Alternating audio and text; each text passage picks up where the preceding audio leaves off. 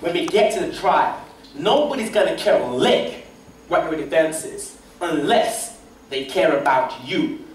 So first thing we gotta do is welcome some sympathy from the press. But there's one thing they can never resist, and that is a reformed sinner.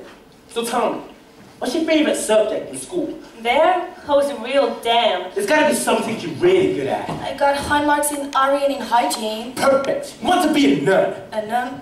Where were you born? On a chicken farm outside the pack. Beautiful home setting. Fill every luxury refinement. Where are your parents now? Probably on front porch in their rocking chair. They're dead. Family fortune swept away. You were educated as a sacred heart. Then you fell into a runaway relationship. Left you miserable, alone, unhappy.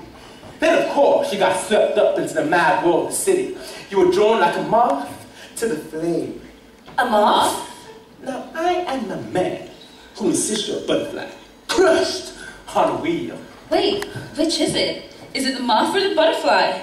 You have sin in your soul. God, that's beautiful. Oh, and by the way, get out, guy. Stay with your final acquaintance. Kid, when I'm through with you, not only you be acquitted, he's gonna want to take you home to meet his mother. I was born on a beautiful southern corn den. Holy shit, I'm never gonna get this straight. Pipe down with the sweater. Look, from here on, we'll say nothing wrong. Now, let's try it again. I was born on. Come on. You know what I'm gonna do, witness stand? I thought I'd get all teary eyes and ask for your handkerchief. Then I think I'd take a peek at the jury like this. Flash a bit of the thigh. What do you think? Sounds great. Hey, don't you want to get a rest? Knock it off. You're on the top of my list.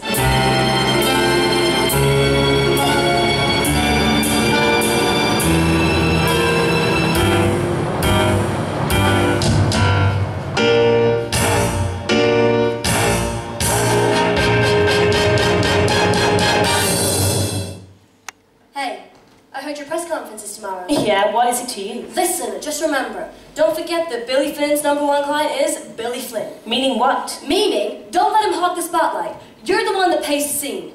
I know about him, and this place. Did you kill her? No, I did not. You are saying you're innocent. Well, no.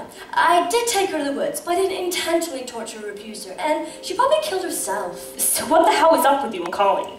So, Daryl and I have been together for about 3 months now, having a great time and letting nothing come between us, until one day he ran into Colleen in the hallway.